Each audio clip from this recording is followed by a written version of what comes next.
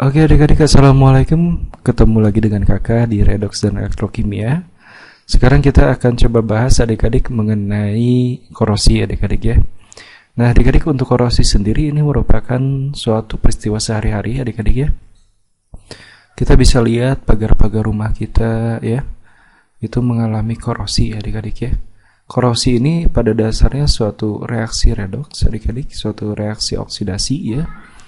Nah, reaksi oksidasi ini merupakan suatu reaksi yang dalam kehidupan kita sering kita jumpai ya.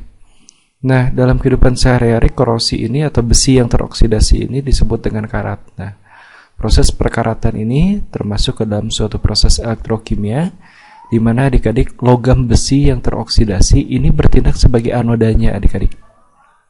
Ya. Kita tahu di anoda terjadi reaksi oksidasi, jadi logam besi ini bertindak sebagai anoda.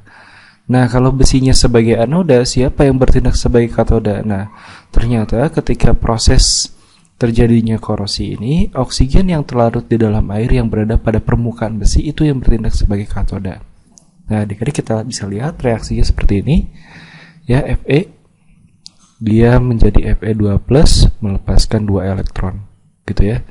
Di katoda sendiri ya, kita lihat terjadi penangkapan elektron adik-adik ya, jadi ternyata O2-nya oksigennya yang bertindak sebagai katodanya adik-adik ya. Baik adik-adik, kemudian untuk mencegah proses terjadinya korosi ini banyak hal yang dilakukan. Yang pertama, dilapisi adik-adik. Jadi besi yang mudah teroksidasi ini itu dilapisi oleh zat yang sukar ditembus oleh oksigen. Nah, biasanya kita cat adik-adik ya. Nah, hal ini dilakukan dengan pengecatan atau bisa juga dilapisi dengan logam yang sukar bereaksi dengan oksigen.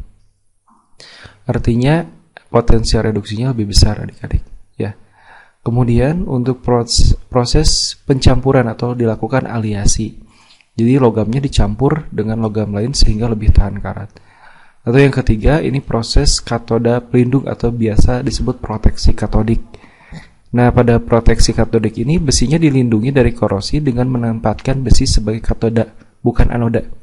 Jadi anodanya nanti yang akan dikorbankan. Jadi anodanya kita pilih sebagai E0 yang lebih kecil, begitu adik-adik ya.